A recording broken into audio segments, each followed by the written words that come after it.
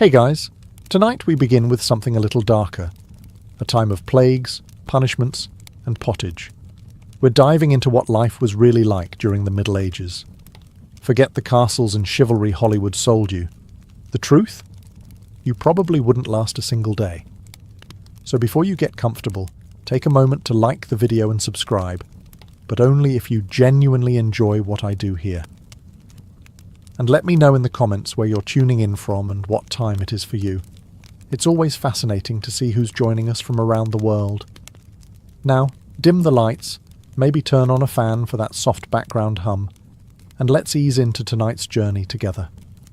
Congratulations, you've just woken up in the year 1325. The good news? You're alive. The bad news? So are the fleas. Your bed is a half-rotted straw mattress stuffed with bugs and hay that smells like a barn floor, because it was a barn floor 3 months ago. There's no memory foam, no pillows, and definitely no Egyptian cotton sheets. Just a wool blanket that hasn't been washed since last winter, and now weighs roughly as much as a small cow from the accumulated grime. You blink awake as the church bell clangs in the distance. It's the medieval version of an alarm clock, only louder and somehow even less merciful. Your home is a wooden hut with one room, no windows, and a charming open-concept floor plan where your family, livestock and domestic insects all share the same space. The smell? Oh, it's a fragrant symphony. A subtle blend of stale beer, human sweat, goat, and something you pray isn't mould, but know in your soul probably is. Scented candles haven't been invented, and even if they were, they just melt on your dirt floor. You try to stretch, but immediately regret it, because the air is freezing and your joints ache. You're 22 years old, which in medieval terms is roughly middle-aged. Your spine creaks like an old wooden door, and your knees sound like a bag of rocks being shaken by a confused peasant. Getting out of bed is a gamble. The floor is either wet from last night's rain, which leaks through the thatched roof, or crusty from something your neighbour's chicken did. Either way, your bare feet are now part of the ecosystem. Oh, and privacy. What's that? Your entire family, and maybe a random cousin who just never left, are waking up beside you. There's no bedroom, no curtains, no me time. Just communal everything. Welcome to morning in medieval Europe, where you're never truly alone, because parasites, rodents, and 8 other people are always with you. And this is just how your day starts. It only gets worse from here. So, you've managed to crawl out of your medieval haystack of horrors. Congrats. Now nature calls. And it's not calling politely. It's screaming. Here's the part where you start missing the modern bathroom. There's no toilet, no seat, no toilet paper, no flush, not even a mildly resentful plunger in the corner. In the 14th century, relieving yourself is an adventure, a social experiment, and often a small public event. If you're a peasant, your bathroom is likely a wooden bucket behind the house, which is already full because Uncle Wulfstan had a rough night after eating bad turnips. The smell is biblical. You hold your breath, do your business, and then, here's the kicker, toss it into the street. Yes, the street. You're supposed to shout something like "Gardez-vous" before dumping it out the window. That's Old French for "watch out below," although frankly no one ever moves fast enough. Streets in medieval towns are open sewers, a charming river of human waste, animal droppings and mystery liquids you'd rather not examine. If you're lucky enough to live in a town with public latrines, congratulations. You get to sit shoulder to shoulder with strangers in an outhouse where privacy is a myth and ventilation is a cruel joke. You might make small talk, but try not to breathe too deeply. Toilet paper? Never heard of it. Most people wipe with straw, leaves, rags, moss, or, if they're feeling especially indulgent, a scrap of wool. Sometimes, nothing at all. Which might explain why handshakes weren't popular yet. And if you're in a castle, surely it's better, right? Well, sort of. You might have a garderobe, a hole in the wall that drops your waist directly into the moat. Great idea. Except that your enemies know this, and yes, attackers sometimes climbed in through the waist chute, Talk about entering through the back door. So whether you're a farmer or a baron, medieval toileting is a humiliation ritual. It's cold, it's public, it's dangerous, and it's never not disgusting. One slip on a wet stone path, and you're face first in humanity's leftovers, and you still haven't brushed your teeth. But we'll get to that next. You survived the toilet. You deserve a reward, right? Maybe a nice breakfast? Something warm, delicious, comforting?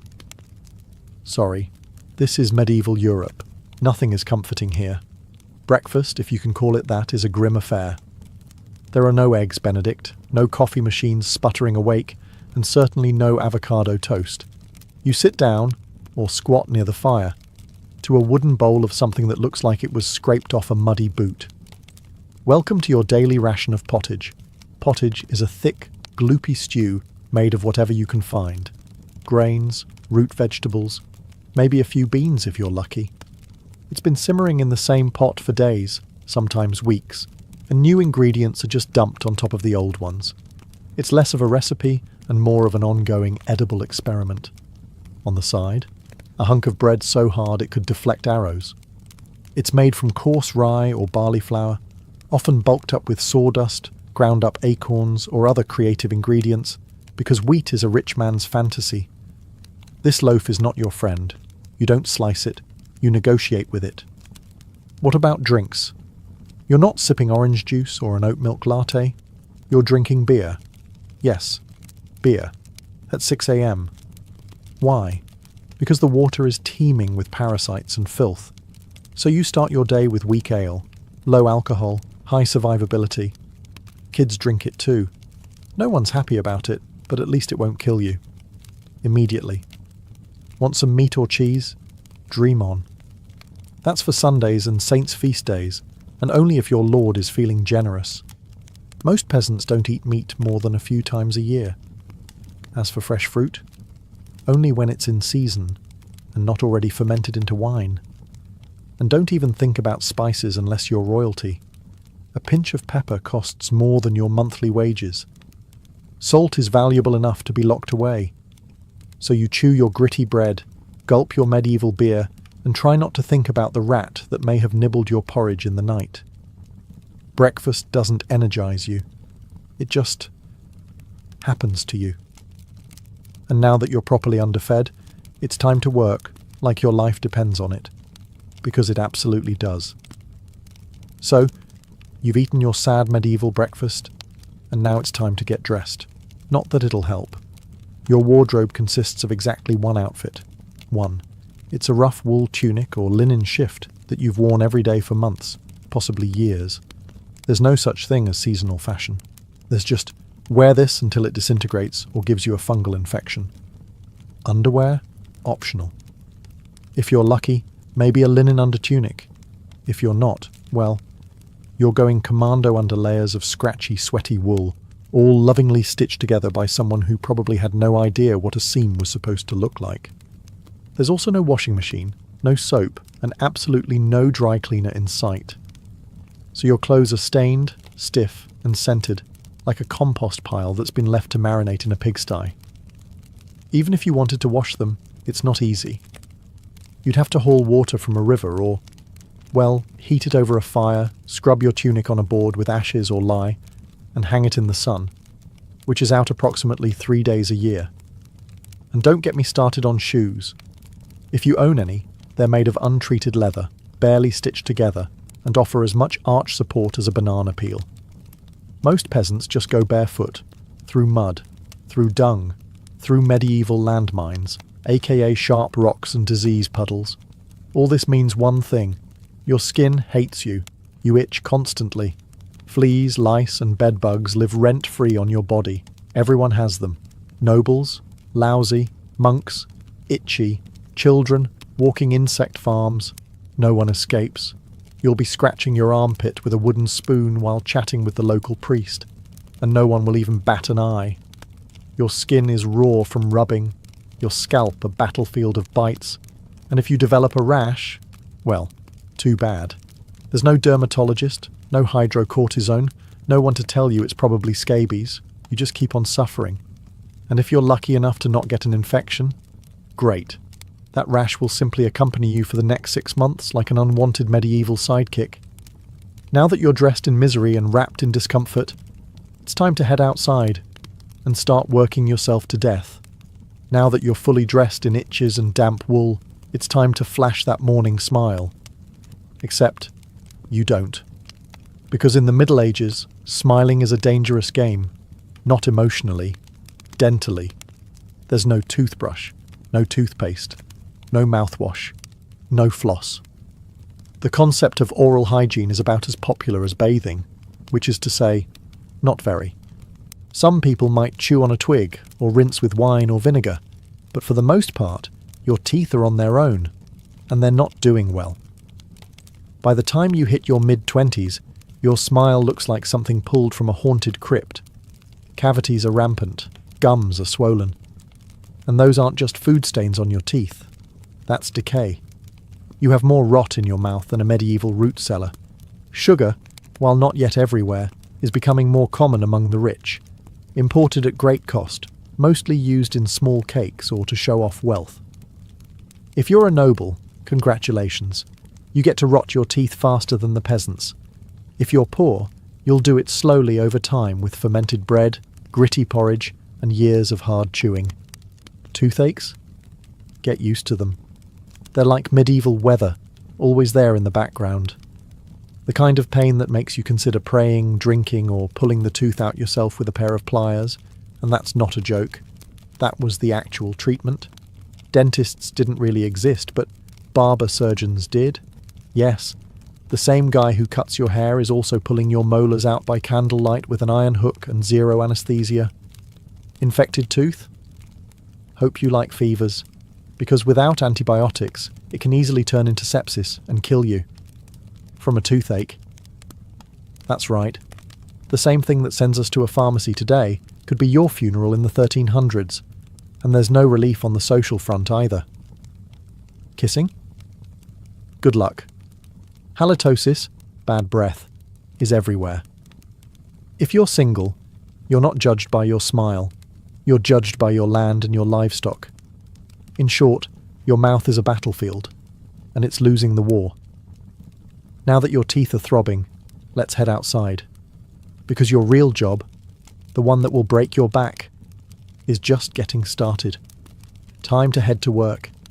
Except there's no office, no desk, no coffee break, and no chance of promotion. Your job, if you're like 90% of the population, is simple. Don't die while labouring for someone else's comfort. You're a peasant. Congratulations. That means you work the land that belongs to a lord who probably doesn't remember your name. You rise with the sun and stop only when it disappears behind the trees. Your tools? A wooden hoe, a rusty sickle, and whatever bones are still intact in your body. There's no weekend. There's no clocking out. There's only sunrise to sunset, 6 days a week. Sunday is off, but only if you're not harvesting, fighting off raiders, or praying feverishly for your infected toe to stop turning black. The work is brutal. Fields are ploughed by hand or with oxen, if you're rich enough to afford one. You dig ditches, sow seeds, pull weeds, and carry water until your spine begins to resemble the letter S. No one cares if you're tired. No one's asking how your mental health is doing. If you're a woman, surprise. You don't just do fieldwork. You also care for children, clean, cook, spin wool, feed animals, and pretend your husband's lice infestation isn't slowly migrating to your side of the bed. Children? They start helping out around age 5. No school, no toys, just a tiny wooden rake and a dream of one day not dying of the flu. And if you're one of the few who isn't a farmer, maybe you're a blacksmith, a tanner, or a cooper. Great. You still work with fire, chemicals, or animal guts all day in poorly ventilated sheds. The pay? Basically survival. The perks? Occasional bleeding. Break a bone? Too bad. Get a fever, drink some warm beer and keep going. You can't afford to stop. Not even for a day. Because if you don't work, you don't eat. And if you don't eat, well, medieval Europe has a solution for that. It's called being replaced.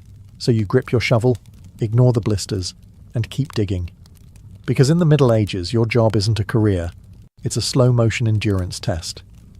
Now that your back is on fire from labouring in the fields, let's talk about the weather. Because in the Middle Ages, temperature is less about seasons and more about ongoing punishment from the sky. Let's start with winter. There's no insulation, no central heating, and no weatherproofing. Just wooden walls with gaps you could throw a chicken through. Your windows? Covered with cloth, not glass. The fire in the hearth? Nice in theory, but you don't have enough firewood to keep it going because wood is expensive, and gathering it from the forest is sometimes illegal. Yes, you can be executed for picking up the wrong stick from the wrong forest. You bundle up in your one damp wool tunic, huddle near the dying embers, and still wake up with your nose frozen. Your feet? Permanently cold, often damp. Your fingers? So stiff they feel like tiny medieval popsicles. Frostbite isn't diagnosed, it's just called bad luck. Now fast forward to summer. Sounds better, right? Wrong. In summer, your home turns into a clay oven. There's no fan, no cross breeze, and absolutely no deodorant. You sweat through your layers, but you can't remove them, because showing too much skin is scandalous. And also invites sunburn, insect bites, and social judgment. The flies are out in full force, attracted to your unwashed body, and the smell of last week's goat stew that's still fermenting in the corner. Mosquitoes buzz by your ear while you sleep, assuming you can sleep through the sound of your neighbours yelling and babies crying. In the fields, the sun bakes you. No sunblock, no hat, unless you've fashioned one out of straw like a desperate scarecrow. And the worst part, you still have to work.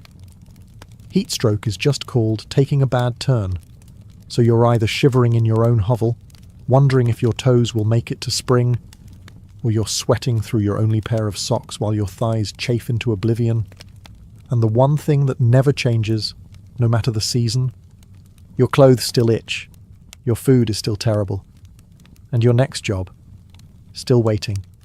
Welcome to climate control, medieval style. There is none. Feeling thirsty? Need to freshen up? Want to splash a little water on your face to wake up from this damp fever dream of a life? Too bad. In medieval times, water isn't your friend. It's trying to murder you quietly. Let's start with drinking. The nearby stream looks fresh, bubbling and clear, like something out of a fantasy movie. But spoiler alert, it's not. Upstream, someone just dumped a chamber pot into it. And if not that, then a dead pig is probably decomposing in it. Parasites, bacteria, and the entire microbial army of medieval Europe are waiting in every sip. That's why people drank beer. Yes, beer, even children. But before you imagine medieval kids doing keg stands, understand that it was small beer, weak in alcohol, strong in survival. Brewing boiled the water, so it was safer than whatever flowed through the town ditch. Wine was another option. If you were rich enough to afford it, and unconcerned with functioning properly before noon. What about bathing? Surely water was used for cleaning. In theory, yes. In practice, absolutely not. See, back then, people believed bathing actually opened your pores and let the disease in. That's right. Washing yourself was considered medically risky. You were cleaner, apparently, if you never removed the protective layer of filth caked onto your skin. Communal bathhouses did exist, but they quickly gained reputations as places for gossip, scandal, and sometimes full-on medieval extracurriculars. So naturally, the church got involved and shut many down. Even if you did want to bathe, it was a full production.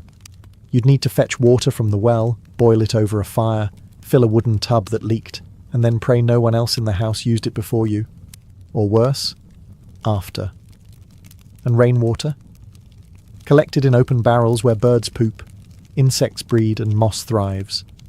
Sounds refreshing, doesn't it? So whether it's going in your mouth, on your body, or onto your crops, water in the Middle Ages is less of a life source and more of a gamble. One wrong gulp, and you're spending your final days sweating in a straw bed, clutching your stomach, and contemplating all your life choices. Next time you sip tap water, raise a glass for our ancestors. They didn't have the luxury of hydration without hazard, so you drank the water, or maybe you didn't. Maybe you just stubbed your toe on a rock shaped like disappointment. Either way, you're sick. You need help. You need a doctor. Too bad you live in the Middle Ages where medicine is really just polite torture with a theology degree. Let's start with the diagnosis. Everything wrong with you, whether it's a cough, rash, broken bone, or the creeping plague, is caused by your humours being out of balance. The 4 humours were blood, phlegm, yellow bile, and black bile. According to medieval science, your health depends on keeping them balanced, like some sort of internal soup. Got a fever? Too much blood. The answer? Bloodletting. That's right. Let's drain your life force into a bowl using a dull blade or a hungry leech. And yes, barbers were often the ones doing it. Imagine getting a haircut and a hemoglobin extraction in one sitting. 2 for 1, baby. Feeling sad or anxious? That's clearly an excess of black bile. The cure? Laxatives. Maybe a warm herbal purge. Or just prayers and a cold compress while everyone avoids eye contact with you and starts carving your coffin. Now, if you break a bone or get a nasty wound, you're in real trouble. There's no anesthesia, unless you count passing out from pain. Surgery is done with knives that haven't been cleaned since the Crusades. Tools are heated over fire not for sterilization, but because they just look scarier that way. Antibiotics? Centuries away. Germ theory? Not invented yet. They think disease comes from bad air or God being annoyed with your moral failings. Got a stomachache? Must have been your sinful thoughts. Hope you like confessing while vomiting. If your condition gets worse, you'll be treated with more leeches, possibly some crushed beetles, and a priest at your bedside giving last rites just in case. At this point, they're preparing for the cure known as death. And if by some miracle you recover, everyone just assumes God took pity on you. The doctor takes full credit and the leech gets promoted. So yes, in the Middle Ages, medicine is less about healing and more about surviving the cure. After a long day of labour, lice, and leeches, it's finally time to eat. You shuffle back to your hovel, stomach growling, ready for the one joy left in life, a warm meal. Bad news. Your meal is probably trying to kill you. Let's begin with the basics. Food preservation doesn't really exist. There's no fridge, no freezer, just salt, smoke, or the hope that winter air keeps things fresh. Your meat, if you're lucky enough to have any, has been hanging for days, covered in flies, marinated in questionable brine, and possibly shared with a rat or two. Bread is the cornerstone of the medieval diet, but even that isn't safe. In bad harvest years, desperate peasants bulk it up with bark, sawdust, or even clay to make it stretch. And if it's rye season, there's a bonus. Ergot, a fungus that causes convulsions, hallucinations, and sometimes death. It's like eating bread laced with LSD and tetanus. Vegetables? Only if they're in season. And you know what's always in season? Turnips.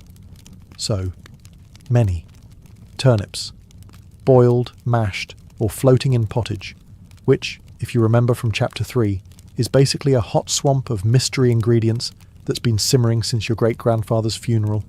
Fruit might be available in the fall, but it rots quickly, and sugar is rare, expensive, and hoarded by the rich to show off their blackened teeth. Dairy is another gamble. Fresh milk spoils in hours. Butter and cheese fare better, but they're loaded with bacteria. People eat them anyway because, frankly, it's either that or chew your boot leather. And let's talk about seasoning. Spices like pepper, cinnamon or nutmeg? Worth more than gold. For the average peasant, flavour comes from onions, salt, if you're lucky, and pain. Most meals taste like wet burlap sprinkled with sadness. But food isn't just a health hazard. It's a political one. Game animals belong to the Lord, not you. Caught poaching a rabbit, you could be fined, imprisoned, or even executed. That's right, your dinner could get you hanged. So as you sit down to eat your grey stew by flickering firelight, remember, every bite is a risk. but you eat anyway, because in the Middle Ages, food doesn't nourish, it tests you. It's evening now. You've worked, suffered, and barely digested your suspicious stew. You might think the day is winding down, but don't get too relaxed, because God is watching. So is the priest. And so is your neighbour Agnes, who will absolutely rat you out if you miss Mass. In medieval Europe, religion isn't just part of life, it is life. The church controls your calendar, your laws, your education, if you can read, your birth, marriage, death, and everything in between. Think of it as your spiritual landlord. And you're always behind on rent. Every day is structured around prayer bells. The town church bell rings in the morning, noon, and night. Not because people need reminders, but because missing prayer is a sin. Forget to bow? Sin. Eat meat on a Friday? Sin. Think about your neighbour's wife in that one dream? Double sin. And yes, hell is very real. Vividly real. Priests describe it in glorious detail. Rivers of fire, lakes of boiling blood, demons with pitchforks and eternal wailing. If the plague doesn't scare you, eternal damnation definitely will. You can't read the Bible yourself because it's written in Latin, a language reserved for monks, clergy, and that one noble kid who's too good for dirt. You rely on the church to interpret everything for you. That means if the priest says your crop failure is because you didn't pray hard enough, well, time to kneel harder. Tithes, 1/10 of everything you own, are mandatory. If you grow wheat, you give wheat. If you raise chickens, you give eggs. If you have nothing, congratulations. You're spiritually bankrupt and financially doomed. Holidays? They're holy days, dozens of them. And while they offer breaks from labour, they're not for fun. They're for attending Mass, fasting, confessing sins, and reminding yourself that joy is a dangerous indulgence. Questioning the church is dangerous. Heretics are burned, witches are drowned, blasphemers are flogged, and skeptics are quickly reformed. So you go through the motions. You chant, you bow, you pray that your soul, after enduring this dirt-covered life, might finally land in paradise, assuming the priest likes you. Because in the Middle Ages, God may be merciful. But the church? Not so much. If you thought being a medieval peasant was rough, try doing it as a woman. All the filth, famine, and fear, plus childbirth, subservience, and social invisibility. In the Middle Ages, being a woman is like being on hard mode, with no health potions and no restart button. From birth, a girl's life path is pretty much locked in. Marry young, bear children, serve your husband, die tired. Education? Not likely. Unless you're from a noble family and sent to a convent, your intellectual development stops around the time you learn how to churn butter and patch a tunic. Marriage happens early. Really early. It's not weird to be betrothed at 12 and pregnant by 14. It's not about love. It's about land, livestock, and alliances. Your opinion? Not required. Once married, you're basically your husband's property. Your job is to produce heirs, feed everyone, keep the house running, and not complain. Because complaining might get you branded a nag, or worse, a witch. That label comes with a complimentary drowning or burning, depending on local fashion. Childbirth is a death lottery. There's no prenatal care, no sterile tools, no anesthesia. Midwives do their best, but even minor complications can mean death for the mother, the child, or both. Some women survive 10 pregnancies. Many don't survive 2, but don't worry. Once the baby is out, your work increases. Now you have a screaming infant in a lice-ridden hut, and you're expected to nurse, cook, clean, and still help in the fields. You don't get a break. You are the break, for everyone else. If you're unmarried, you're suspicious. If you're widowed, vulnerable.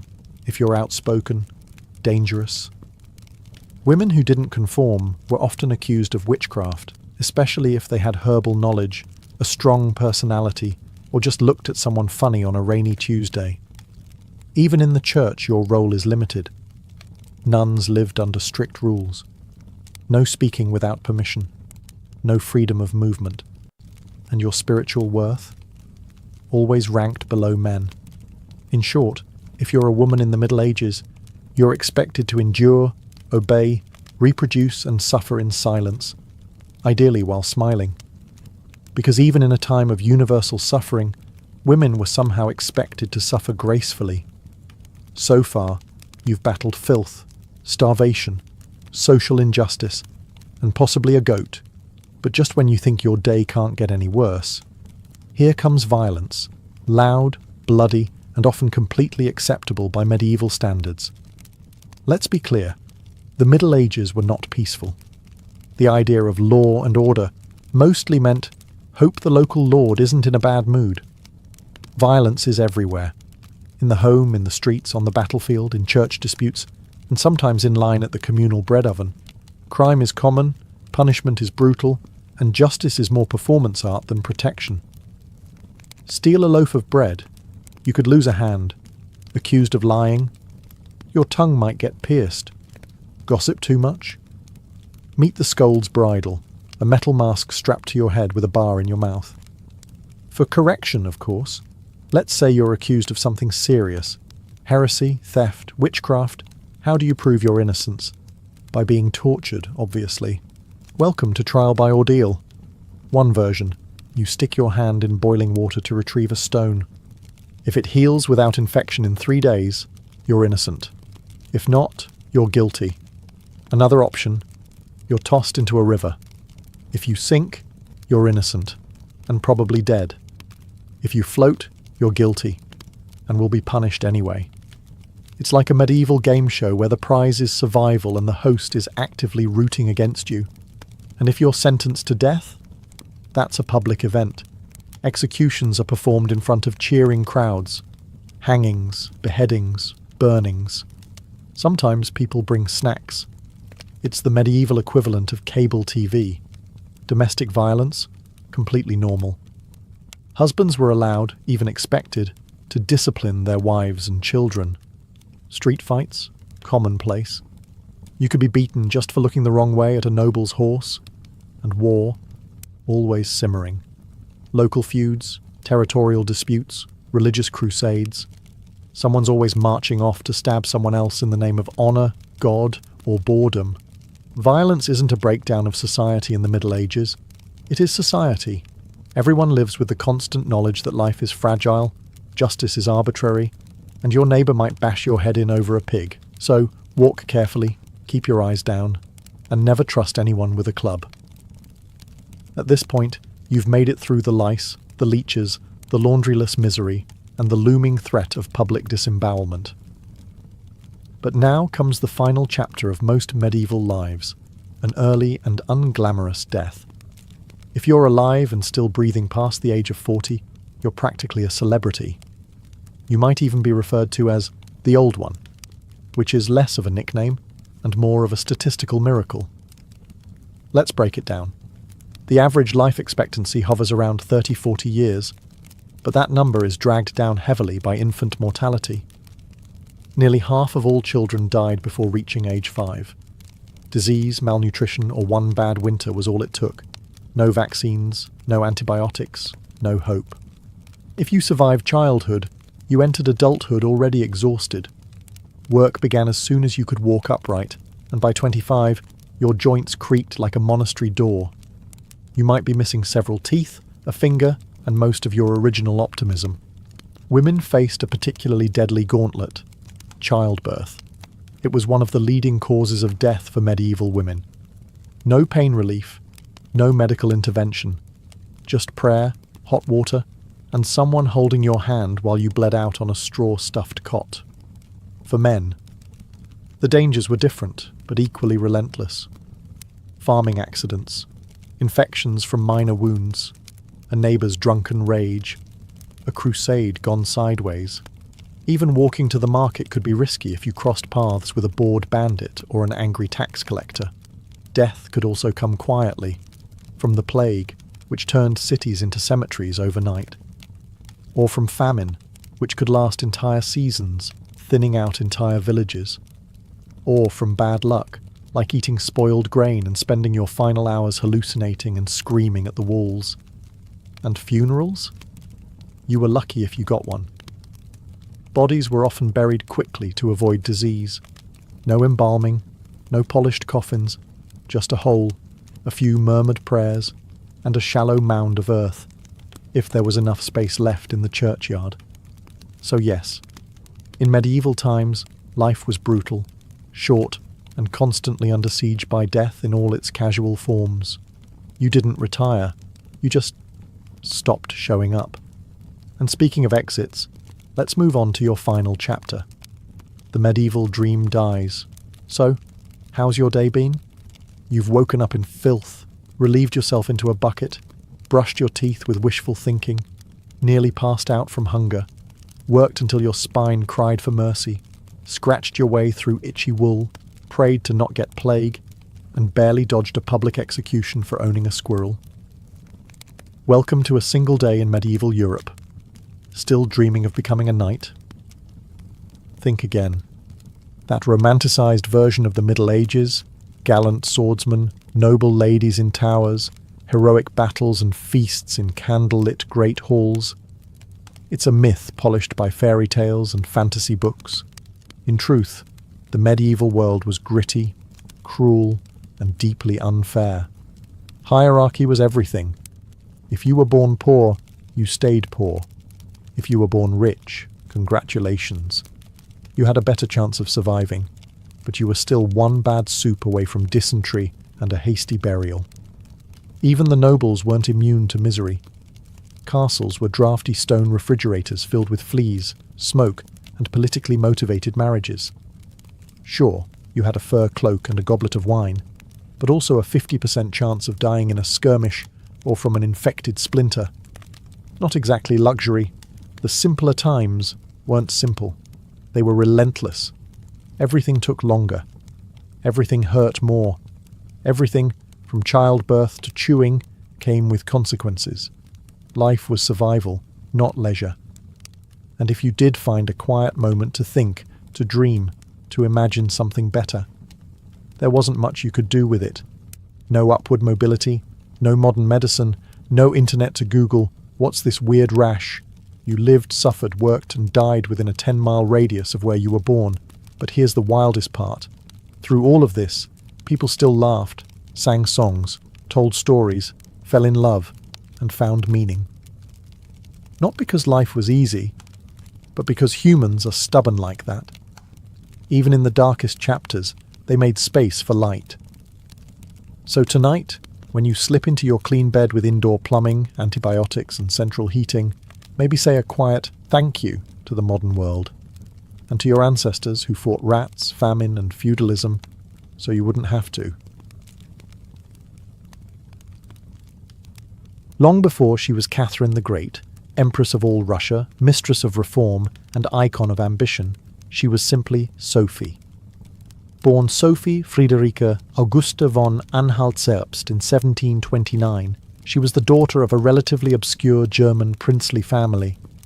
Her tiny duchy in Pomerania offered little in terms of power, but Sophie herself.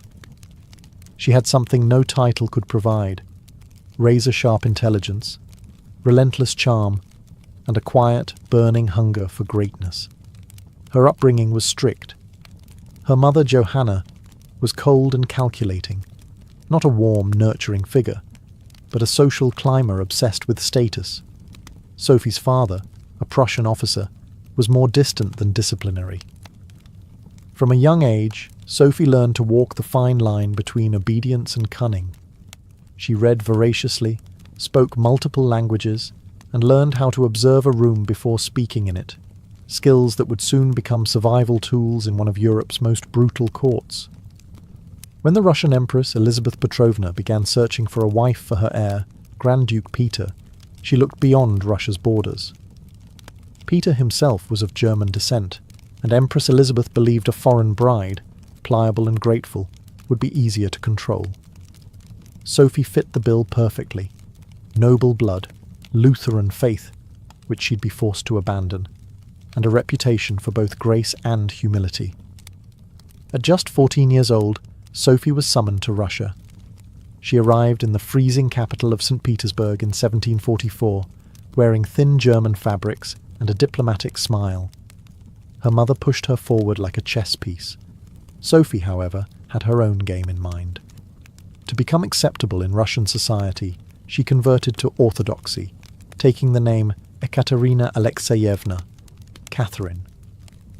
The ceremony was public, symbolic, and life-altering. She wasn't just changing religions. She was burning the bridge behind her, stepping into a foreign empire with no way back. No one watching that quiet teenage girl in a fur-trimmed coat could have predicted what would come next. Betrayal, revolution, enlightenment, and empire. But from the moment Sophie stepped foot in the Russian court, she stopped being a pawn and began planning how to become a queen. Catherine's marriage to Grand Duke Peter was meant to secure her place in Russian royalty, but from the very beginning, it felt more like a cage than a crown. Peter, heir to the Russian throne, was not the dashing prince of fairy tales.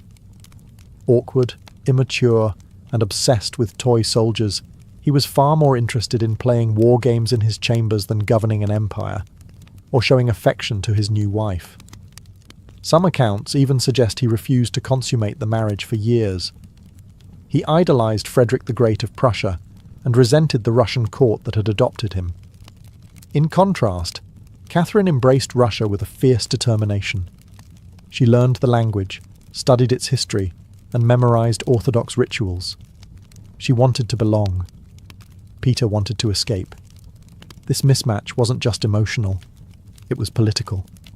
The Russian court was a viper's nest of gossip, paranoia, and brutal power games. Empress Elizabeth still ruled with absolute authority, but her health was in decline. Everyone knew a transition was coming, and everyone had an agenda. Catherine was watched constantly. Her letters were read, her friendships monitored, and her every move scrutinized. She couldn't trust her husband, her mother, who was still whispering in her ear on behalf of foreign interests, or even her servants. In this world, alliances could turn into accusations overnight. But Catherine was no fool. She learned to play the court's games quietly, cultivating allies in the shadows. She charmed military officers, made friends with scholars, and developed a reputation for dignity and restraint, a stark contrast to her husband's childish tantrums and open contempt for Russian traditions. Behind closed doors, Catherine began reading Enlightenment thinkers like Voltaire and Montesquieu. While others saw her as a young consort, she was building a vision, not just for herself, but for Russia, a nation of strength, education, and reason. But there was one problem. The longer Peter lived, the longer Catherine remained in limbo, a powerless wife to a man unfit to rule. So she waited, observed, and planned. She knew the Russian throne wouldn't be inherited. It would have to be taken.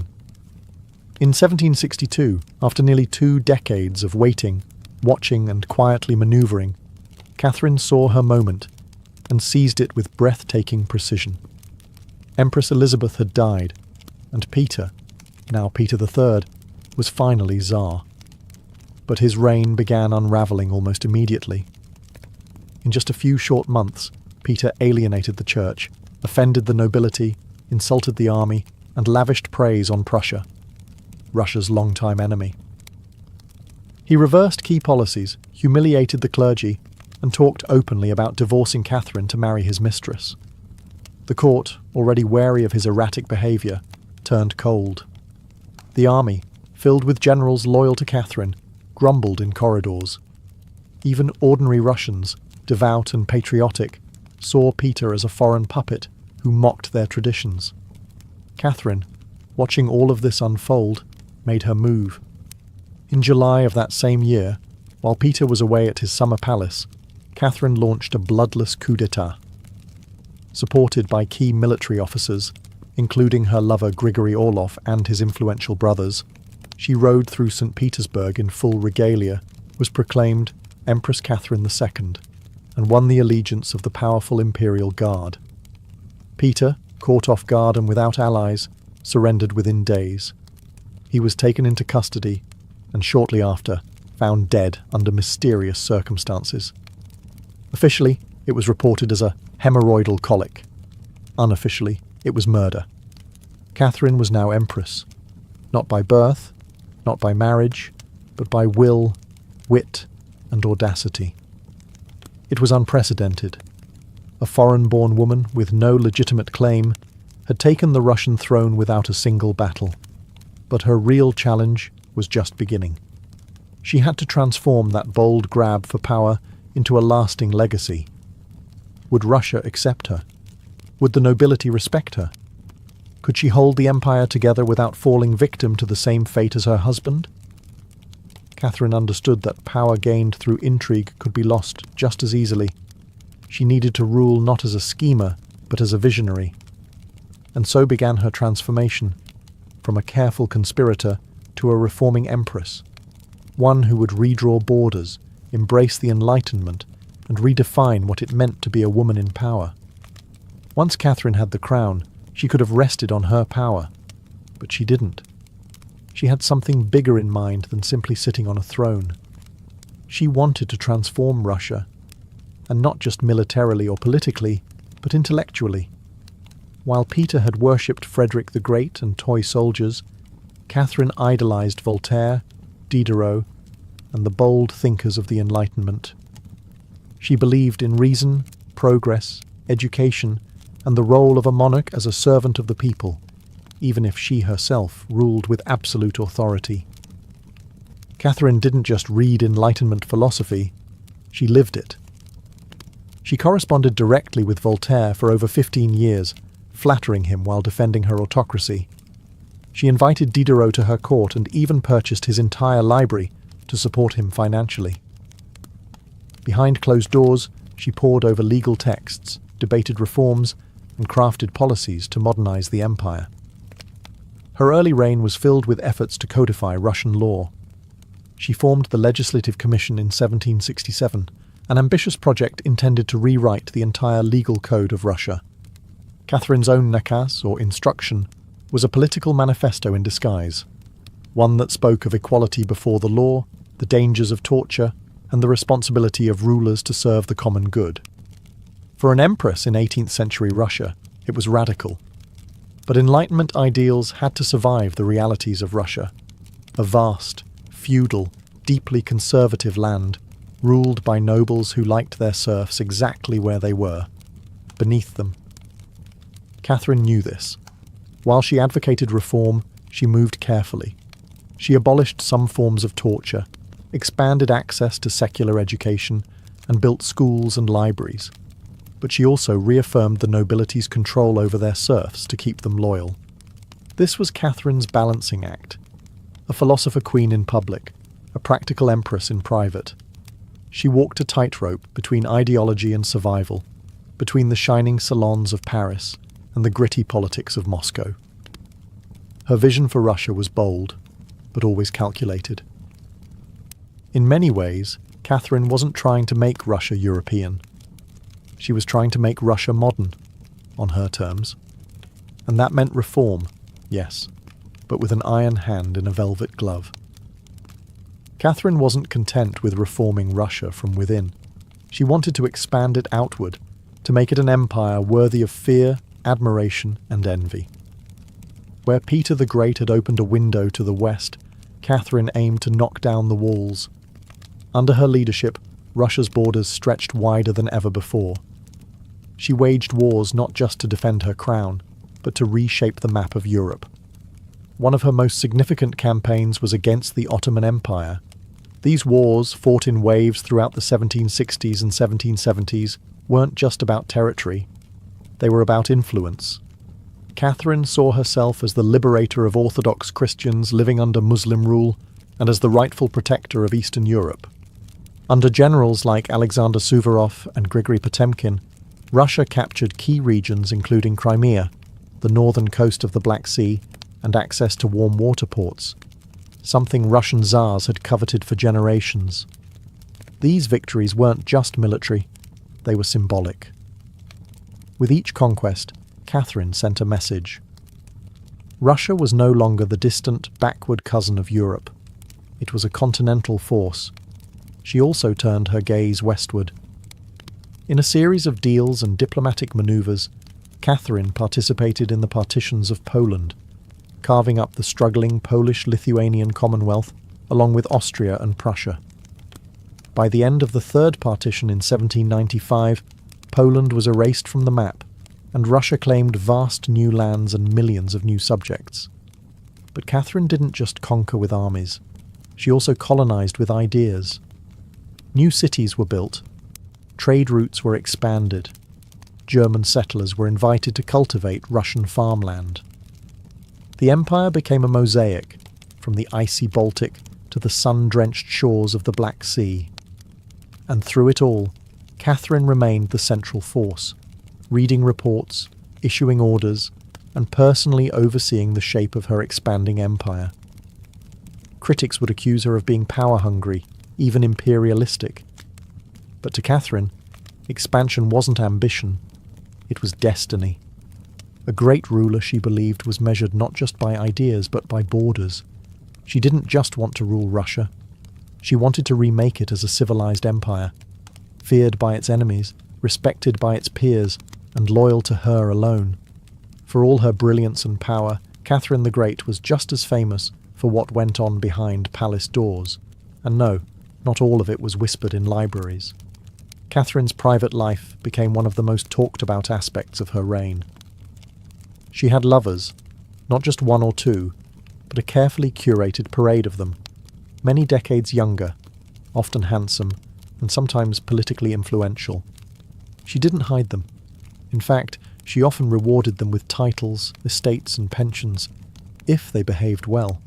If not, they were quietly dismissed, sometimes with a polite thank you and a promotion.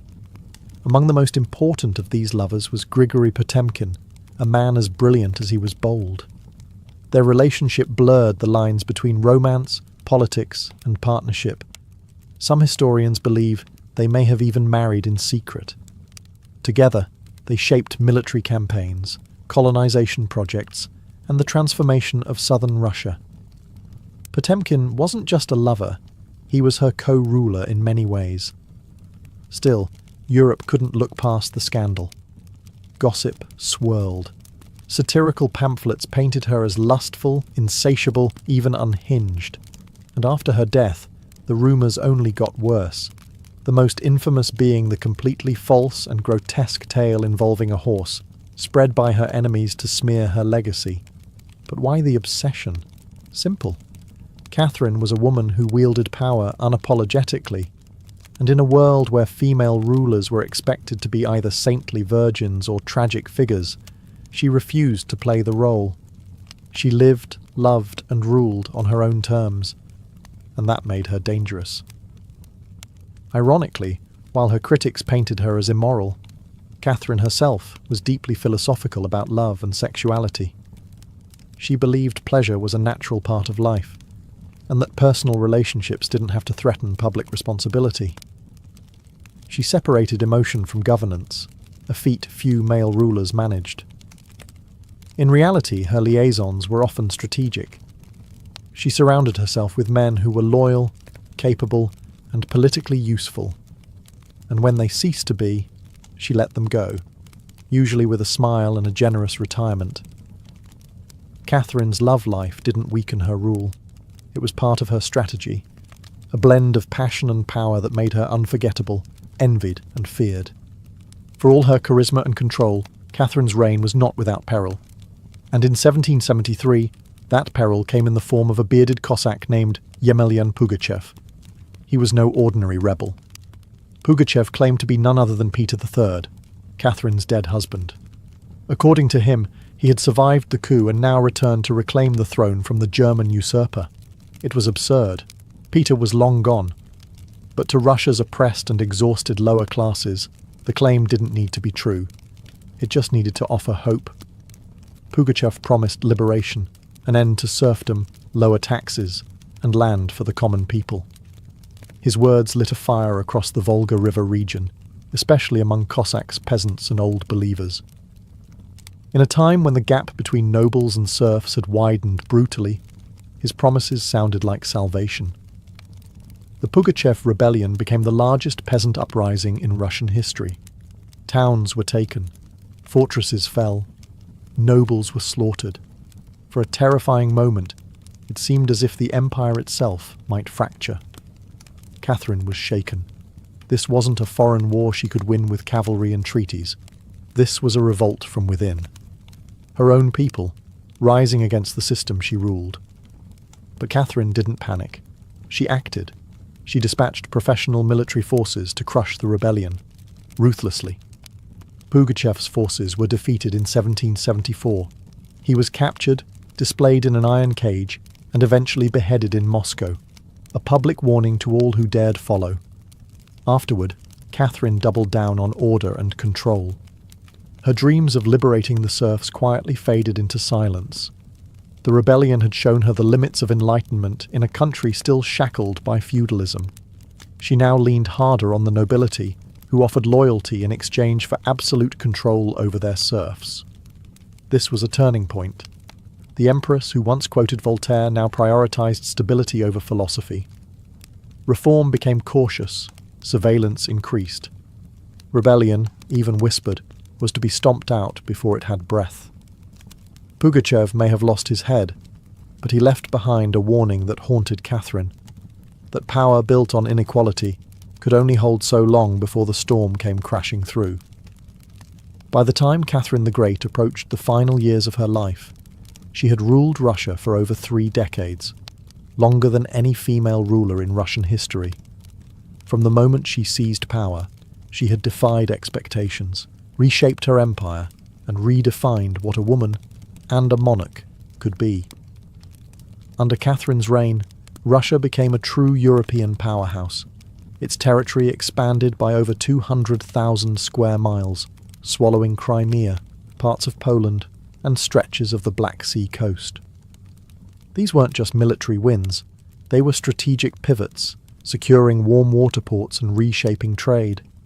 But her legacy wasn't only drawn on maps. Catherine left a cultural mark as well.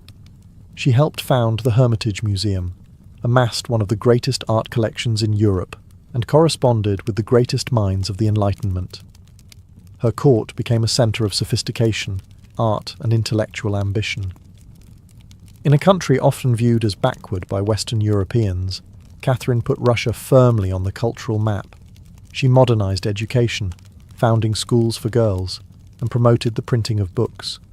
She introduced smallpox inoculation to Russia, even publicly receiving the vaccine herself, an act of scientific bravery in her time.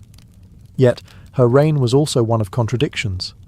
While she admired Enlightenment ideals, she never freed the serfs. In fact, she extended serfdom deeper into Russia's territories. Her reforms, while impressive, remained mostly top-down, designed to polish the empire without truly transforming its foundations. Still, Catherine's rule brought stability and ambition.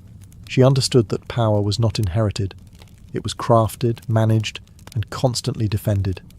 She ruled not by divine right, but by force of will, political brilliance, and relentless calculation.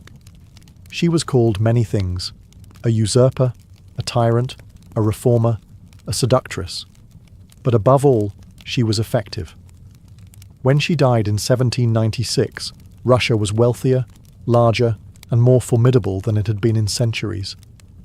She left behind a throne secure, an empire expanded, and a legend that would endure for centuries. Catherine didn't just reign, she ruled, with intellect, strategy, and an unapologetic grip on history. And in doing so, she became more than an empress. She became a myth. For all her power, expansion, and enduring legacy, Catherine the Great was still, at her core, a woman navigating a man's world and reshaping it in her image. Behind the imperial portraits and state decrees was someone deeply aware of how precarious her position was. She was not born Russian. She came to the throne through a coup. She ruled an empire that didn't want a woman in charge, and yet she not only endured, she thrived. Catherine was never content to be ornamental. She read constantly, wrote endlessly, and never stopped learning. Her daily schedule was intense. Hours of reading reports, corresponding with foreign powers, editing state papers, and managing a court filled with rival factions. She wasn't content to simply sit on the throne. She worked the throne like a stateswoman born to it. She was also, in many ways, lonely. She surrounded herself with courtiers, lovers, and artists, yet wrote in her memoirs of how few people she could truly trust. Her son Paul, whom she distrusted and kept away from state matters, grew into a man she feared would undo all her progress. Her greatest emotional partnership, with Grigory Potemkin, faded into deep friendship, but his death in 1791 left a wound that never truly healed. Catherine crafted her image carefully. She understood the power of narrative, and wielded it better than most monarchs of her age. She posed as Mother of Russia, enlightened monarch, warrior empress, and lover of the arts. But beneath those roles was a woman who had endured rejection, betrayal, scandal, and rebellion, and kept going. When she died in 1796, she left behind an empire transformed, but also questions. Could she have done more to end serfdom? Were her Enlightenment ideals compromised by politics? Was she more reformer or ruler? History remembers her by the title she never gave herself, the Great. It wasn't because she was flawless, or kind, or just. It was because she took power and wielded it on her own terms, in a time and place where women weren't supposed to have any. She didn't just wear the crown, she rewrote what it meant to deserve one. In the humid depths of the Chiapas jungle in southern Mexico, the ruins of Palenque whisper stories from the ancient Maya world. Towering temples rise above the canopy, their limestone faces eroded by time, but still brimming with secrets. And in 1994, one of those secrets revealed itself. A team of Mexican archaeologists, led by Fanny Lopez Jimenez, was surveying Temple Threed, a relatively modest pyramid, next to the more famous Temple of the Inscriptions, the burial site of the mighty king Pakal the Great. Temple Threed wasn't expected to hold much, until they noticed something odd. A sealed, hidden chamber beneath the structure. No looters had touched it. It was pristine. When the archaeologists broke through and lowered themselves inside, they found a stone sarcophagus resting in silence. The air was heavy with the weight of centuries. As they opened the lid, red dust rose like smoke. Brilliant, shocking red. The interior was covered in powdered cinnabar, a toxic mercury sulfide used ceremonially by the Maya. And lying within that crimson cloud was the skeleton of a woman. She had been buried with care and reverence. Her bones were fragile but intact, her skull still wearing a jade mask, and her body surrounded by funerary offerings. Necklaces, diadems, ear spools, all crafted from jade and shell. Everything about the burial screamed royalty. Yet no name was inscribed, no glyphs identified her. It was one of the richest female burials ever found in Mesoamerica. And yet, it was a total enigma. Why was she buried in red powder? Who was she? Was she a queen, a priestess, or perhaps even Pakal's wife? The researchers called her the Red Queen, and the name stuck. But even with modern forensics, they couldn't say for sure who she was, only that she had lived around the 7th century, during the golden age of Palenque. Unlike most Maya tombs, hers had been hidden, untouched, and purposefully isolated. Her burial wasn't just ceremonial, it was spiritual. This woman wasn't meant to be remembered with words. She was meant to be remembered through ritual, through colour, and through the mystery she left behind. The most haunting feature of the Red Queen's tomb wasn't her jade jewellery, or the silence of the sealed chamber. It was the red dust. A thick layer of powdered cinnabar covered everything. The sarcophagus, the walls, her bones, even the offerings around her. It clung like blood to stone. To the Maya, this was no accident. Cinnabar, made from crushed mercury sulfide, was one of the most sacred and dangerous substances in the ancient world. Its vibrant red colour wasn't just visually striking, it symbolised blood, rebirth, and the life force that connected the human and divine realms. Red was sacred. It was the colour of sunrise, of sacrifice, of life emerging from death. And it wasn't just symbolic, it was spiritual. Covering the dead in cinnabar was a ritual meant to transform the body, preserving it not for eternity, but for transition. In Maya belief, death wasn't the end. It was a passage, a crossing into another cosmic layer. And so the Red Queen, whoever she was being prepared not just for burial, but for deification. But there's another layer to this. Cinnabar is toxic. Repeated exposure can lead to mercury poisoning, tremors, hallucinations, even death. The Maya likely didn't understand the chemistry, but they felt its potency. It was volatile, powerful, dangerous. To bathe a corpse in it was to declare this person was no ordinary mortal. In Palenque, very few were buried with cinnabar. Pakal the Great, the mighty king whose pyramid dominates the site, was one. His body, like hers, was also saturated in the red powder. That detail alone drew speculation. Was the Red Queen his wife? His mother? Or someone of equal divine status? Her skull had been placed on a layer of jaguar skin, another sacred symbol. Around her, bone needles, obsidian blades, and miniature jade figurines hinted at rituals performed either during her life or in her honour at death.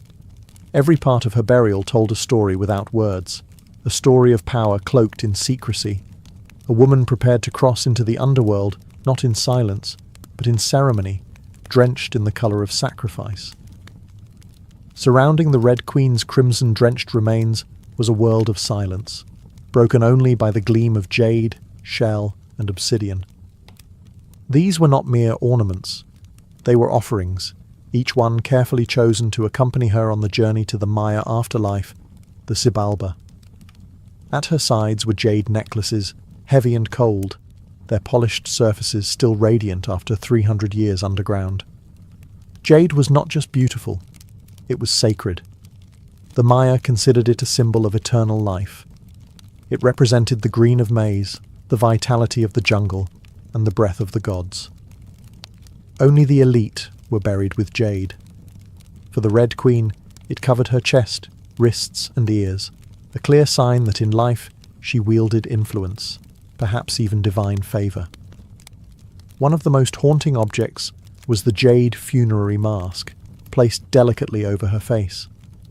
Unlike the golden death masks of Egypt, this one was subtle, constructed from dozens of tiny mosaic tiles, arranged to mimic the contours of her skull. The mask served a ritual function, to protect the soul, to preserve identity, and to present her as divine in the eyes of the gods. Scattered near her bones were bone needles, obsidian blades, and shell artifacts. These could have been tools of ritual or symbols of her status, as priestess, healer, or royal matriarch. One bone pin was engraved, faint but purposeful, a small echo of her voice lost to time. At her feet and along the edges of the tomb were ceramic vessels, still sealed, likely once filled with offerings, food, drink, or incense to sustain her spirit beyond death. The Maya believed the afterlife was a journey, dangerous, layered, filled with challenges. These items weren't luxuries, they were necessities. To modernize, the tomb feels intimate, not overloaded, but intentional. There was no gold, no chariots, no pomp, just items chosen with spiritual weight. It was a map for the soul. Through these treasures, we glimpse how the Maya understood death, not as finality, but as a transition of power. The Red Queen wasn't buried to be forgotten. She was being prepared to ascend. For all the grandeur of her tomb, the Red Queen left behind one haunting void. No name. No inscriptions adorned her sarcophagus. No glyphs on the walls identified her. She was clearly someone powerful. But who? From the moment her tomb was opened, scholars began trying to connect the dots. The most compelling theory? That the Red Queen was Tsakbu Ajau, the wife of Kinich Janab Pakal, known today as Pakal the Great, the most famous ruler of Palenque. Tsakbu Ajau was more than just Pakal's consort. She was born into nobility and married into Palank's royal dynasty at a young age. She bore at least 3 sons, all of whom held high status, and she played a key ceremonial role during her husband's reign. If anyone could be buried with such honour, it was her. Supporting this theory was the tomb's location, just a few feet away from Pakal's own grand burial in Temple of the Inscriptions. The proximity suggests a deliberate pairing, husband and wife, rulers even in death. And then there's the cinnabar. Only 2 burials in Palank were found with such intense cinnabar coverage, Pakal and the Red Queen. It's unlikely this was coincidence. But here's where the mystery deepens. DNA tests were conducted on both sets of remains in hopes of confirming the connection. But the results? Inconclusive. The woman's bones showed no direct maternal link to Pakal, but that didn't rule out a spousal relationship. After all, marriage does not require shared blood. Some have argued she could have been Sakkuk, Pakal's powerful mother, who ruled Palank before he came of age. Others suggest she may have been a high priestess, or a sister, or a royal ancestor whose name has simply been lost to history's erosion. Still, the evidence points most strongly to Tsakbu Ajau, a queen by title, a mother of kings, and a spiritual counterpart to Pakal. The lack of a name may not be an oversight. It may have been intentional. In Maya cosmology, the soul lived on not through monuments, but through ritual, symbol, and the whispers of the earth. And so the Red Queen remains suspended between legend and truth, a woman who ruled, remembered not in stone, but in scarlet and silence. To understand the Red Queen, we must understand the world she came from, a world where Maya women, especially royal ones, held more influence than many realize. In Maya civilization, politics was often a family affair. Royal women weren't merely passive consorts. They were diplomats, priestesses, and power brokers. They conducted rituals, sponsored temples, and played crucial roles in maintaining dynastic legitimacy. Their bloodlines were political capital, used to forge alliances and secure claims to the throne. Take Sakkuk, for example, the mother of Pakal the Great. When the throne of Palank was left vacant, she took power herself and ruled as queen regent until her son came of age. She wasn't a placeholder. She was a ruler in her own right, issuing decrees and overseeing construction projects. Without her, Pakal may never have risen at all. And she wasn't an anomaly. Across the Maya world, in places like Yaxchilan, Naranjo, and Calakmul, inscriptions show women performing major ceremonies, engaging in warfare diplomacy, and sometimes ruling outright. They were often portrayed in stelae and murals, dressed in elaborate headdresses and regalia, standing beside kings as equals, or sometimes above them. Their words were carved in glyphs. Their names were remembered, until they weren't. By the time Spanish conquistadors arrived centuries later, much of that memory had eroded. The colonial lens saw native women as silent figures in a male-dominated world, but the archaeology tells a different story, one of complex gender roles, where power was negotiated, not simply inherited. This context casts the Red Queen in a new light. She may not have ruled in name, but her burial, rich, sacred, and positioned beside Pakal, suggests she was a central pillar in the royal order. Her jade mask wasn't just decoration. It was a symbol of identity, of power held in life and protected in death.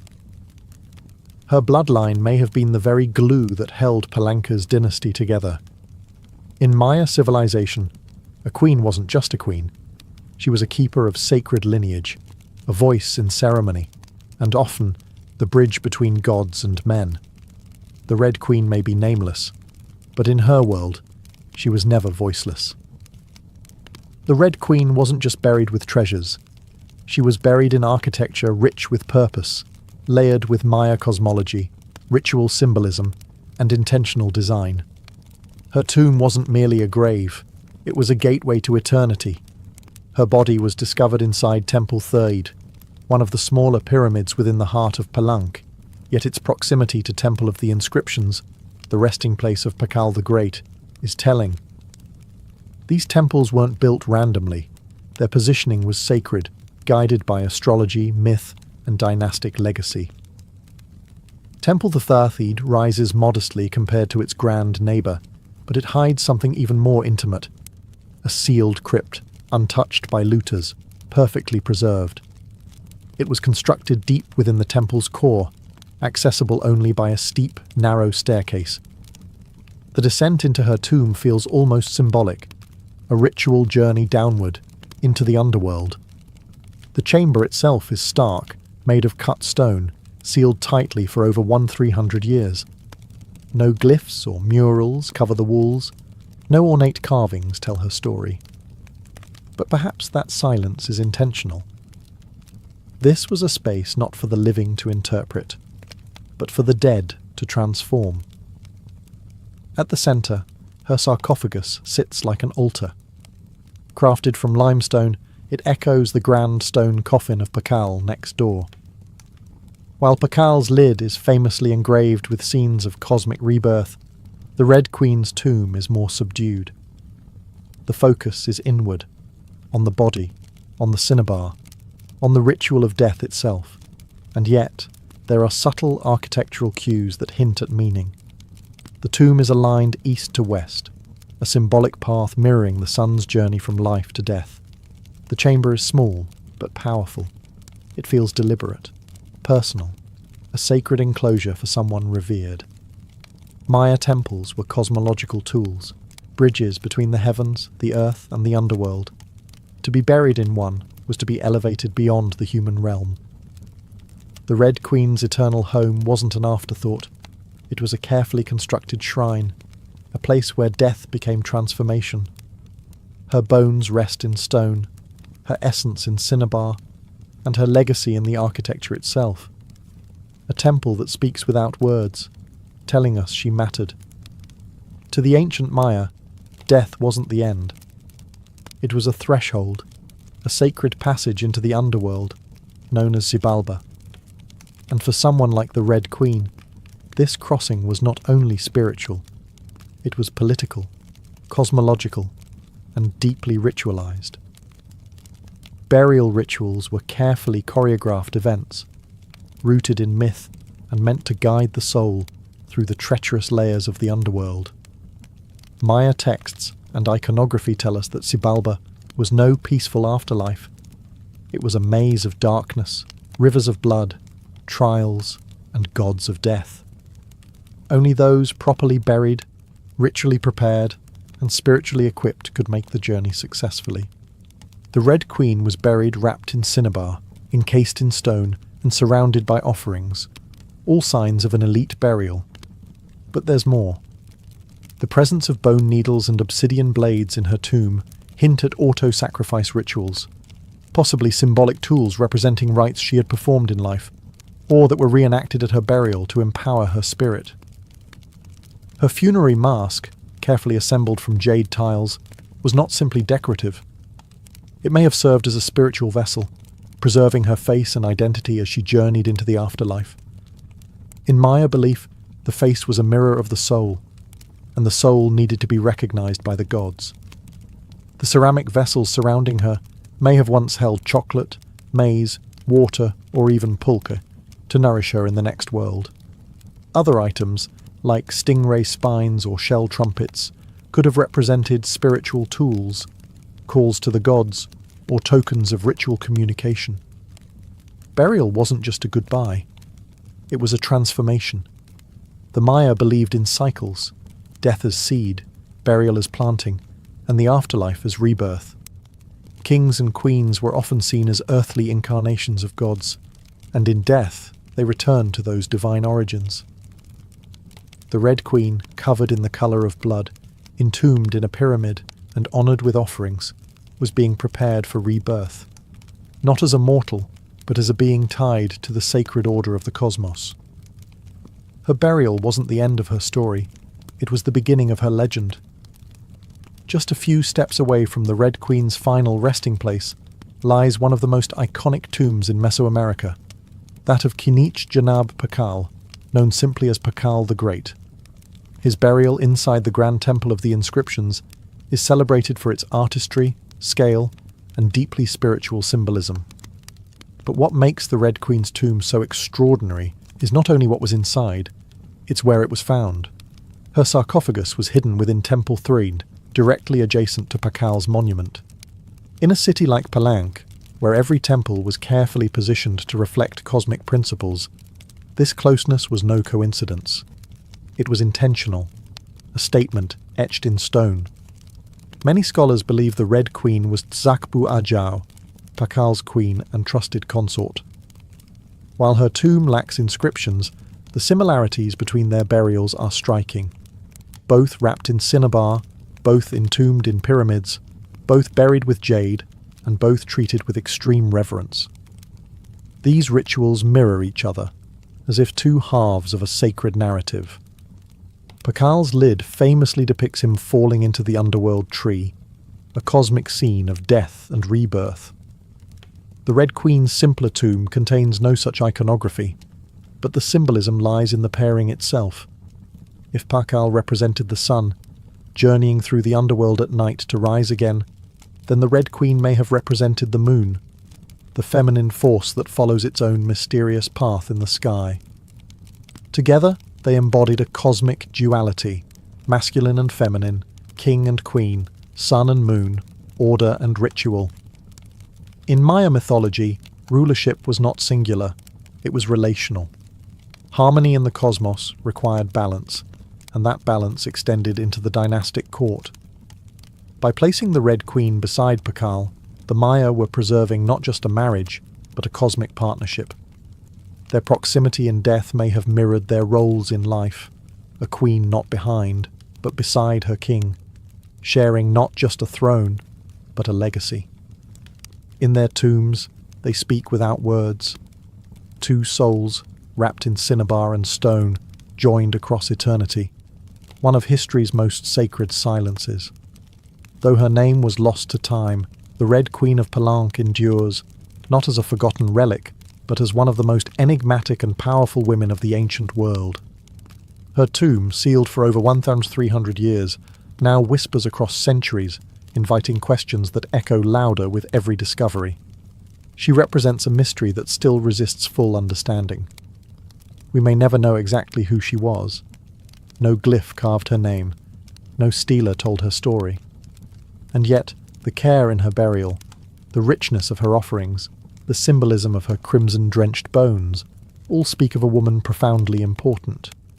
Not merely as a wife or consort, but as someone who held real influence, spiritual weight, and royal blood. Today, the Red Queen forces us to re-evaluate assumptions. She's a reminder that in the ancient Maya world, women were not silent.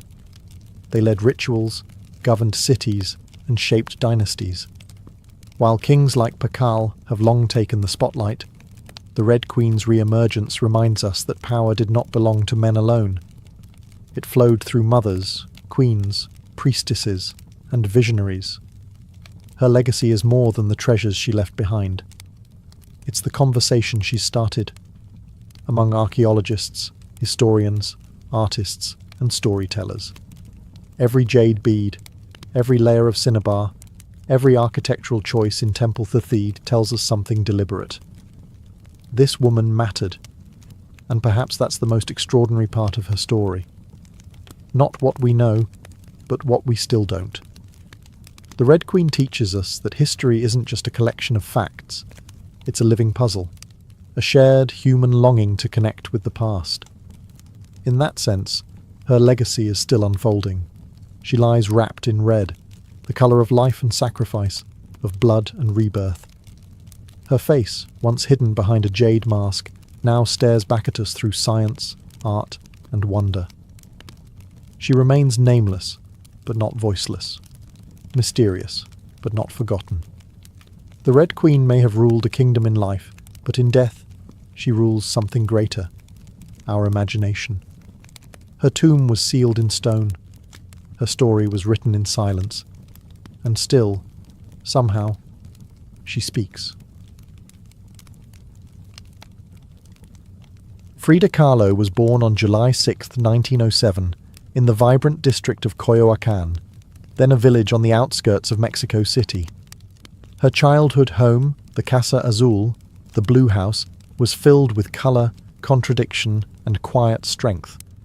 It would later become a sanctuary, a battleground, and a museum to one of the most iconic artists of the 20th century.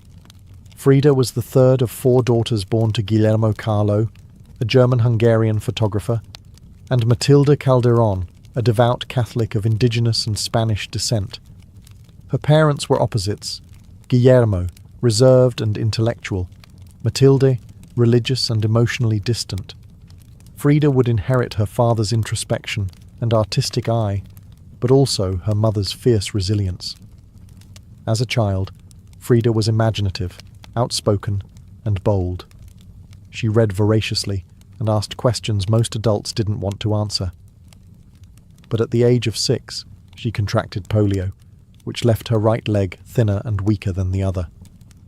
A physical difference she tried to mask with long skirts, but never allowed to limit her spirit. The illness left her bedridden for months and isolated from other children. During this time, she grew close to her father, who encouraged her to exercise, ride bicycles, and stay mentally sharp. Unlike most girls of her time, Frida didn't aspire to become a wife or a homemaker. Her goal? To become a doctor. She enrolled in the prestigious National Preparatory School in Mexico City at age 15, one of only a handful of girls accepted. There, she stood out not just for her intelligence, but for her rebellious wit, radical thinking, and unique sense of style. She joined a group of young intellectuals known as the Cachuchas, who debated philosophy, literature, and politics. Frida was drawn to revolution, to ideas that challenged tradition. But even in those early years, before the bus crash that would define her body, and before the fame that would define her legacy, Frida Kahlo was already painting herself into the world, with sharp edges, unapologetic ideas, and an identity too big to fit inside anyone else's expectations. She wasn't just growing up in Coyoacán, she was preparing to remake herself entirely. On September 17, 1925, Frida Kahlo's life was split in two: the girl she had been and the woman she was forced to become. That afternoon, she boarded a wooden bus with her boyfriend, Alejandro Gomez Arias, after school. They were laughing, teasing each other, and probably arguing. Frida never did anything halfway. But moments later, the bus collided with a streetcar, and in an instant, her future unravelled into pain, metal, and silence. The crash was horrific. The streetcar crushed the bus against a wall, splintering wood and flinging passengers. Frida was impaled by an iron handrail. It entered her left hip and exited through her pelvis. Her spinal column fractured in 3 places. Her right leg shattered, her foot dislocated. Her collarbone and ribs broke. Her shoulder was dislocated. Her abdomen was pierced. She was just 18 years old. A man covered her with a borrowed overcoat. Someone else noticed her body was sparkling, not from blood, but from the gold powder she had been carrying in a pouch. It had exploded on impact, dusting her broken form in what looked like glittering ash. Frida was taken to the Red Cross hospital and underwent numerous surgeries over the following months. She spent weeks in a body cast, flat on her back, immobile, writhing with infection and uncertainty. The future she'd imagined, of becoming a doctor, slipped further away with every passing day. But in that stillness, something began to stir. Her father gave her brushes. Her mother rigged a special easel to hang above her bed. A mirror was placed on the canopy so she could see herself. And there, lying in plaster and agony, Frida began to paint, first out of boredom, then out of obsession. Her first subjects were her own reflection, because she was all she had. But what emerged wasn't vanity. It was survival. The crash had broken her physically, but it had also opened a door into her own mind, her own body, and eventually into the surreal language of pain and identity that would define her art. The girl who wanted to heal others now began healing herself. one brush stroke at a time. As Frida Kahlo lay encased in plaster and steel, a body fighting itself with every breath, she began to paint. What started as a form of therapy soon became a language, and that language was deeply personal, brutally honest, and often hard to look at. Which was precisely the point. Frida didn't paint pretty flowers or polite landscapes. She painted pain. Her pain. Physical, emotional, and existential. Her first subjects were self-portraits, not because she was vain, but because, as she famously said, "I paint myself because I am so often alone, and because I am the subject I know best." Her early works were small in scale, painted on tin or wood panels, inspired by Mexican retablos, devotional paintings meant to tell stories of suffering and miracles. Frida turned this tradition inward. Her body became the canvas. Her emotions became the altar. She painted herself as split, as pierced, as bleeding. In one painting she is impaled by nails, like a modern-day martyr. In another, she floats in a barren landscape, tethered to a broken column, a metaphor for her shattered spine. She painted herself weeping, fractured, decapitated, and bare, but never passive, always watching. Her pain was not sanitized.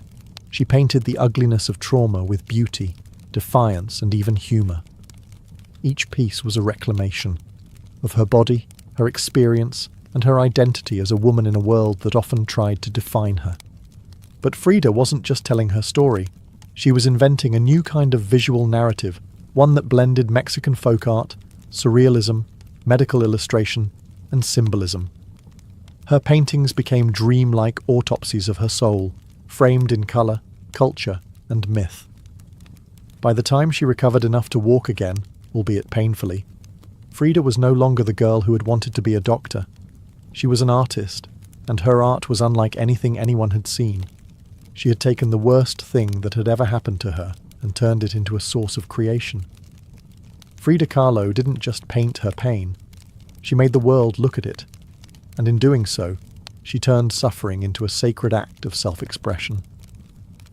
In 1928, still recovering, still painting, and just 21 years old, Frida Kahlo met the man who would become the most profound and turbulent relationship of her life, Diego Rivera.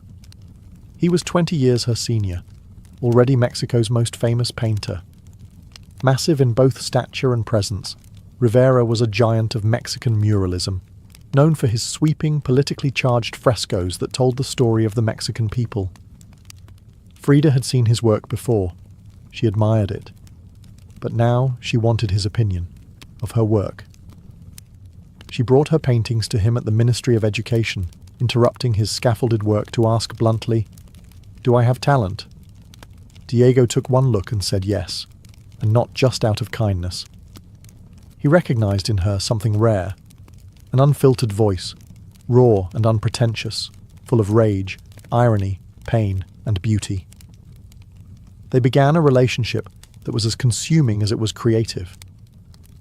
Frida once said, "I suffered 2 accidents in my life, one in which a streetcar knocked me down, the other was Diego." They married in 1929, an odd pairing to outsiders. Diego, massive, unfaithful, politically famous. Frida, sharp-tongued, fiercely independent, already walking with a cane. Her parents called it a marriage between an elephant and a dove. Their bond was passionate, but chaotic. Diego supported her art and encouraged her growth as a painter, but he was also endlessly unfaithful, even with Frida's own sister, Cristina. Frida was devastated, and in return, she took lovers of her own, both men and women, including rumoured affairs with Leon Trotsky and painter Georgia O'Keeffe. They divorced in 1939, then remarried a year later with different terms. This time, Frida would keep her autonomy, her home, her money, her name. Their second marriage was less about traditional love and more about creative partnership and mutual understanding. Despite the betrayals and the heartbreak, Diego remained a constant force in Frida's life. He challenged her, he wounded her, But he also believed in her, as an artist, as a revolutionary, and as a woman who could redefine what painting could be. Together, they were not peaceful, but they were legendary. In the 1930s, Frida Kahlo followed Diego Rivera on a journey north to San Francisco, Detroit, and New York as he completed high-profile mural commissions. These years abroad brought her face to face with American industrialism, wealth, and the contradictions of capitalism, and they left her with deep political discomfort. Frida was a proud Mexican nationalist, a committed communist, and an admirer of indigenous traditions. The opulence she witnessed in the United States, especially while the Great Depression ravaged much of the country, only deepened her sense of disillusionment. In letters home, she mocked the culture's materialism and obsession with appearances. She missed the grit, colour, and contradiction of Mexico. While Diego painted enormous murals on factory walls, Frida began to paint smaller, quieter revolutions, deeply personal works on tin and canvas. Her style solidified, sharp, surreal, emotional, and intimate. It was during this time that she produced some of her most iconic self-portraits. Frida didn't just paint herself for vanity. She painted herself to survive. Her identity became her landscape. With her body constantly in pain from her accident, multiple surgeries, and a failed pregnancy in Detroit, she turned inward. Her portraits showed her bleeding, fragmented, exposed. Yet her face was always calm, always direct, unapologetic. One of her most powerful works, Henry Ford Hospital, shows her lying on a hospital bed, crying, surrounded by floating symbols of loss. A fetus, a snail, medical equipment, a cracked pelvis. It was raw, graphic, and deeply emotional, a canvas that bled with truth. Back in Mexico, Frida immersed herself in leftist politics. She and Diego welcomed Leon Trotsky into their home while he lived in exile. Frida wore Tehuana dresses, traditional indigenous garments, not just as fashion, but as a political and cultural statement. Her art was never disconnected from her beliefs. Her identity, her body, and her ideology all intertwined in her work. While Rivera was painting murals of revolution, Frida painted its human cost, the body in pieces, the mind on fire, and the self always staring back. In exile and in illness, she became not just a painter of pain, but a painter of resistance. When Frida Kahlo returned to Mexico in the late 1930s, she was no longer just Diego Rivera's wife. She had become something else entirely. A force, an artist whose work radiated with raw honesty, surreal symbolism, and cultural identity. Back in her homeland, she stepped fully into herself. Her Casa Azul in Coyoacán became a sanctuary of colour and contradiction. Bright cobalt walls, yellow trim, Aztec statues in the garden, monkeys and parrots wandering freely. The house was a living extension of Frida's imagination. It was a blend of tradition and rebellion, elegance and earth. Here, she surrounded herself with pre-Columbian artifacts, ex-votos, folk art, and revolutionary books. She wore bold Tehuana dresses, wove flowers into her hair, and painted amid the scent of copal incense and the sounds of mariachi on the street outside. This period marked an explosion of creativity. Her paintings became more intricate, more symbolic, and more political. Works like The Two Fridas revealed a divided self, one in European dress with a bleeding heart, the other in indigenous clothing, strong and composed. It was Frida's visual autobiography, a portrait of love, loss, and heritage. In 1939, she exhibited her work in Paris, where artists like Picasso, Breton, and Kandinsky praised her fiercely original style. But even among the surrealists, Frida stood apart. When André Breton tried to label her as one of their own, she pushed back. "They thought I was a surrealist," she said. "But I wasn't. I never painted dreams. I painted my own reality." She painted Mexico, not the romantic postcard version, but the living, breathing country she adored. Her work pulsed with symbolism, skeletons, hummingbirds, hearts, thorns, corn, and blood. She honoured the indigenous roots of her homeland while unmasking the violence of its past and present. But even as her artistic voice grew stronger, her health continued to decline. Multiple surgeries, infections, and chronic pain became daily realities. Still, she painted through it, propped up in bed, torso bound in corsets, fingers clenched around the brush. Frida had returned to Mexico not to rest, but to reclaim her power, through paint, through politics, and through her fearless embrace of the self. As the 1940s wore on, Frida Kahlo's body continued to betray her. Her spine was deteriorating. Her right leg was constantly infected. She underwent more than 30 surgeries in her lifetime, often in grueling succession. At times, she was bedridden for months, encased in body casts or immobilized by traction devices that stretched her bones apart. But still, she painted.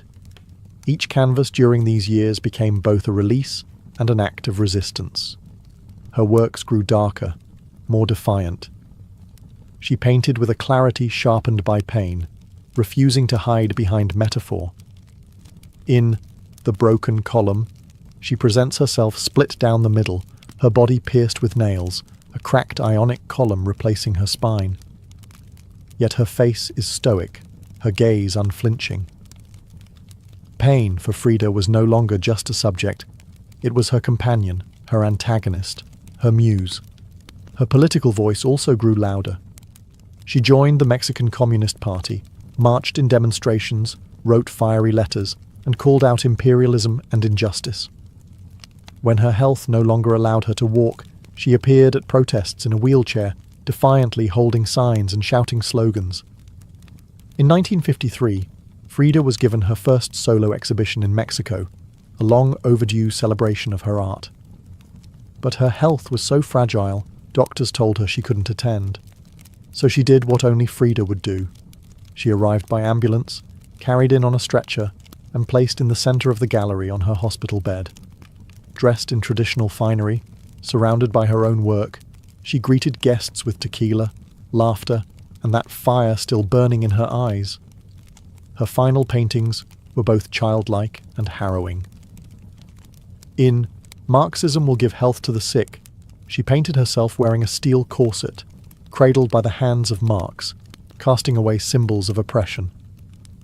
Her last known work was a still life of sliced watermelons, one piece bearing the words, "Viva la vida," long live life. Even in the face of death, she remained defiant, joyful, and political. Frida Kahlo's last portraits weren't just self-portraits. They were acts of revolution, painted in pain, but always signed with life. On July 13, 1954, at the age of 47, Frida Kahlo died in the same place she had been born, La Casa Azul in Coyoacán. The official cause was listed as a pulmonary embolism, but those closest to her whispered of something deeper. She had been ill, yes, but also exhausted. By pain, by surgeries, by the long war with her own body. Just days before, she had attended a political protest against the CIA-led coup in Guatemala. Weak and wheelchair-bound, she insisted on going, her clenched fist raised in the air. Revolution remained her final heartbeat. Her last diary entry was brief but piercing. "I hope the exit is joyful, and I hope never to return." Frida's funeral was held at the Palacio de Bellas Artes, Mexico's most prestigious cultural institution. Her body, draped in the red flag of the Mexican Communist Party, was watched over by friends, family, artists, and revolutionaries. Diego Rivera was inconsolable. He called her the greatest love of his life, even as his betrayals had nearly broken her. But in the years that followed her death, something extraordinary happened. Frida Kahlo refused to disappear. At first, her name was whispered only in art circles. Her works weren't easy to categorize, too political for surrealists, too surreal for traditionalists. But slowly, her image, her story, and her defiance began to resonate. Through the 1970s and 1980s, as feminist scholars and activists reclaimed forgotten voices, Frida's became louder. She wasn't just a painter anymore.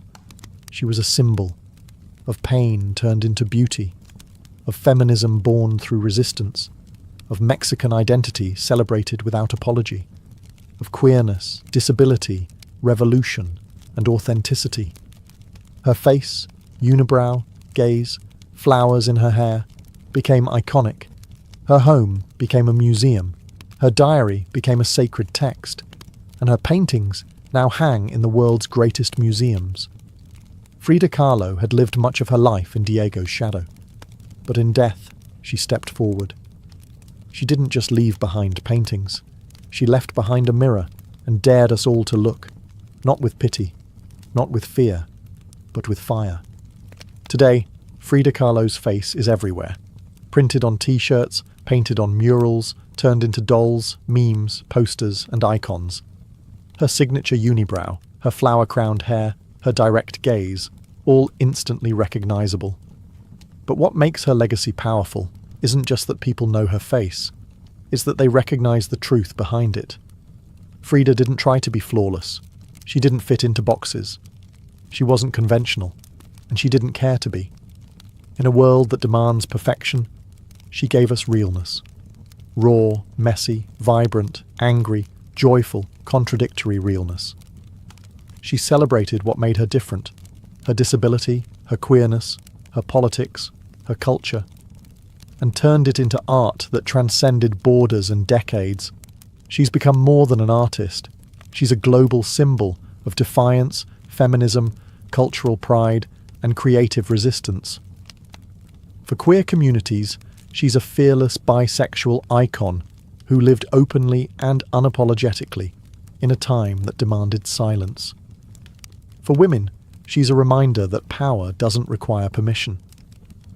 For disabled artists, she's proof that pain can fuel the brush, not stop it.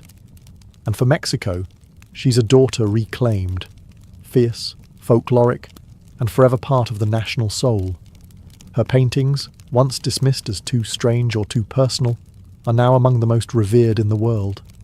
Works like The Two Fridas, Self-Portrait with Thorn Necklace and Hummingbird, and The Broken Column aren't just seen, they're felt deeply by anyone who has ever suffered and needed to turn that suffering into something sacred. She lived in the margins and turned them into centre stage. She embraced contradiction. A communist who wore gold, a woman betrayed who loved again, a body in pieces with a soul unbreakable. And through it all, she painted, not just with colour, but with conviction. Frida Kahlo never asked to be a symbol. She simply told the truth about herself, and in doing so, told the truth for millions of others who had never seen themselves reflected in art before. Now, when we see her face, we see courage, we see colour, we see resistance, we see Frida, not gone, but immortal.